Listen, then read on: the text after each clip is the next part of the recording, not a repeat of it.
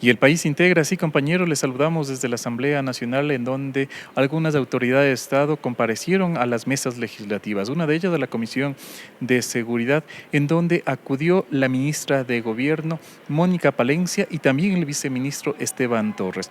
A su salida, la ministra no dio declaraciones a los medios de comunicación, mas sí lo hizo el viceministro Esteban Torres. Ahí señaló entre algunos puntos de este proyecto económico urgente de subir 3 puntos al IVA del 12 al 15% sobre las últimas acciones que está desarrollando el gobierno nacional y que ha permitido reducir en algunos casos los índices de homicidios, y de la misma manera sobre las preguntas que se envió hacia la Corte Constitucional.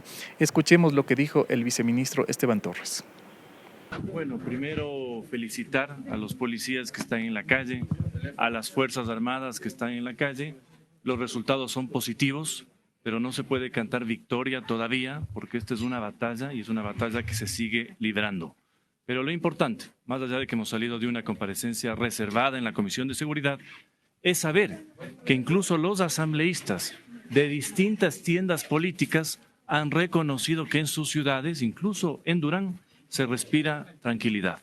Pero lejos de que esto esté ganado y de que se cante victoria, falta todavía mucho más, y el apoyo de la ciudadanía, el apoyo de los sectores políticos es fundamental al gobierno nacional y al presidente de la República, que en 40 días está cambiando una historia terrible de muchísimos años. Y por eso, un llamado democrático, ya que estamos en la Asamblea, a que las distintas bancadas, los asambleístas independientes también no le den la espalda al país, no le den la espalda al gobierno en un momento muy delicado.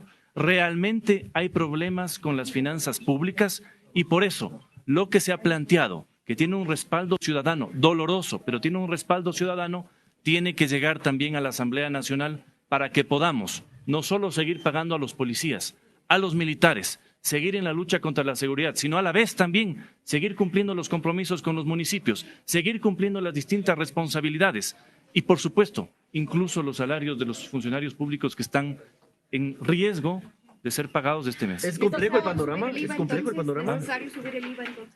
Realmente, y luego de todos los esfuerzos, estamos abiertos en la Asamblea a escuchar propuestas, a ver desde dónde se pueden encontrar recursos, pero no hay una solución estructural real que no pase por subir ciertos puntos en el IVA a una tasa que además es regional, porque el Ecuador tiene una tasa del 12% cuando el promedio en Latinoamérica es del 15.7%. Es decir, es una tasa que está dentro del margen de lo posible, especialmente porque Colombia y Perú tienen sobre el 18%. ¿Puede explicar en qué consiste la cooperación con Estados Unidos y cuándo llegaría la generala Richardson?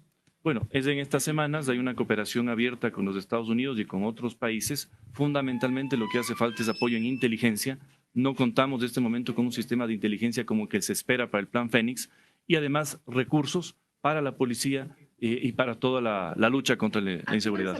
Estamos abiertos a todas las salidas económicas que se propongan desde la Asamblea. No estamos cerrados, no venimos a imponer tampoco nada. Sin embargo, es fundamental que se sepa lo siguiente. Una subida del IVA que además no afecta a las familias más pobres, porque no está el IVA en los productos de primera necesidad, no está en educación, no está en muchos temas, le permite al Ecuador además acceder o por lo menos tocar la puerta de financiamiento internacional este momento cerrado. Y por eso, como lo que está pasando en Argentina, en donde ya ha habido un bote salvavidas del Fondo Monetario Internacional, sin duda en el Ecuador tenemos que abrir las ventanas para que eso se pueda dar. Ojalá se dé, porque nos faltan recursos y el gobierno ha sincerado las cuentas, pero realmente la situación es dura. A ver, la consulta popular, se enviaron 2 bloques de preguntas, las primeras de reforma exclusivamente legal, el segundo bloque una de reforma ya constitucional. La Corte Constitucional, a través de la ponente de este tema, le ha solicitado al gobierno que precise si estas preguntas quieren continuarse en el proceso o si son retiradas. Estamos evaluando todavía en el gobierno qué se hace, pero por supuesto, la voluntad es que haya un grupo de preguntas que políticamente luego puedan ser propuestas a los ecuatorianos, entendiendo algo muy importante. Estamos todos llamados a las urnas en virtud de la reforma constitucional que aprobó la Asamblea Nacional para que las Fuerzas Armadas apoyen a la policía. Y el gobierno, el interés del gobierno es que ese momento político y electoral se aproveche también para discutir temas de suma importancia como los que se ha presentado. ¿Funciona hacer una consulta popular en medio de la crisis y la inseguridad que está viviendo el país? Bueno, Considerando además los costos, ¿no? No, sí, como les digo, constitucionalmente estamos llamados sí o sí a un proceso por la reforma que aprobó la Asamblea Nacional. Ahora, claro, habrá que ver la pertinencia. Estamos en estado de guerra, con un decreto de guerra, y eso tampoco puede pasarse por encima y llamar a las urnas. Todo se analiza. Estamos abiertos a todo. Es una situación compleja. Secretario, sobre el operativo de esta mañana, en donde se encontraron una casa llena de armas, municiones. Bueno, que se está haciendo el trabajo y que no es normal tener más de 200 armas en un domicilio. No sé todavía las particularidades de ese operativo, pero sin duda se siguen ejecutando como usted ve en todo el país. Y con respecto al caso de Salcedo, de pronto no sé si tienen alguna lectura ustedes. Entiendo que ya ha sido solicitada la extradición por parte del presidente de la Corte Nacional y por supuesto el gobierno respalda todo lo que signifique transparencia, justicia y evitar la fuga de pillos, ¿no? Bueno, dar una velocidad a algo necesario que además se planteó en el segundo bloque de preguntas, que pasa por la extinción de dominio. Se propuso también el tema de la extradición de una manera distinta a la que planteó el gobierno anterior y por supuesto que estos temas de importancia se discutan en la Asamblea. Y hay una pregunta muy importante en el segundo bloque, la posibilidad de que el presidente de la República envíe proyectos urgentes no solo en materia económica, sino por ejemplo, en materia de reforma del COIP, temas fundamentales que hacen falta también para la lucha contra el crimen. Señor Torres, la revisión de los impuestos, aquí los asambleístas dicen, acabamos de aprobarla, pero también no teníamos conocimiento que nos venía un paquete de aumento del IVA del 12 al 15%. ¿Qué pasará? ¿Se mantendrá esa remisión? Bueno, la remisión fue aprobada por la Asamblea, ¿sí? Beneficiaría a 343,000 ecuatorianos en la primera ley. Hay también a todos los que tengan eso. Y por supuesto también aquellos, y hubo una segunda remisión en la segunda ley para deudores muy pequeños en temas de luz. Entonces, no es por si acaso, no es de la obligación principal, es únicamente intereses y multas, y esa es también una forma de oxigenar los recursos públicos. Como les digo, la situación es realmente dura. Este gobierno no le miente a la gente, no maquilla las cifras.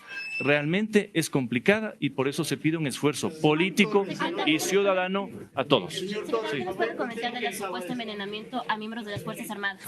¿Ah? El supuesto envenenamiento a miembros de las Fuerzas Armadas. No he sabido sobre eso. ¿Cuál es el costo de la guerra del gobierno? A ver, hay una proyección del Ministerio de Finanzas de alrededor de $1.000 millones. Tendrá que ser desglosada a la Asamblea porque los asambleístas con lógica razón solicitan el desglose del costo, pero es muy simple.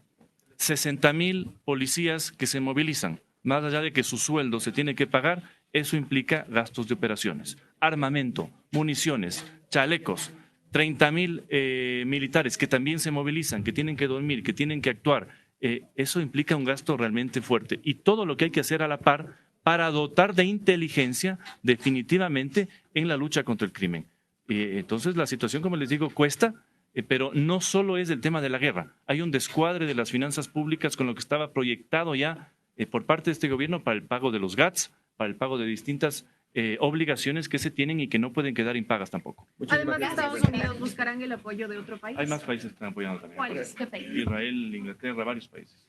Ahí escuchábamos al viceministro Esteban Torres, quien se ha referido sobre estos temas puntuales, también en lo concerniente a lo que sería la llegada de ayuda internacional para hacer frente al crimen organizado. Ha señalado que estos 3 puntos que se pretende subir al IVA, aunque es una medida dura y difícil para el pueblo ecuatoriano, en estos momentos es una prioridad, ya que con eso se generaría los recursos para poder continuar con esta tarea. Es el informe que les hemos llevado desde aquí. Les recordamos que la información la encuentra en Corape Digital TV. Con esto volvemos. Corape informa.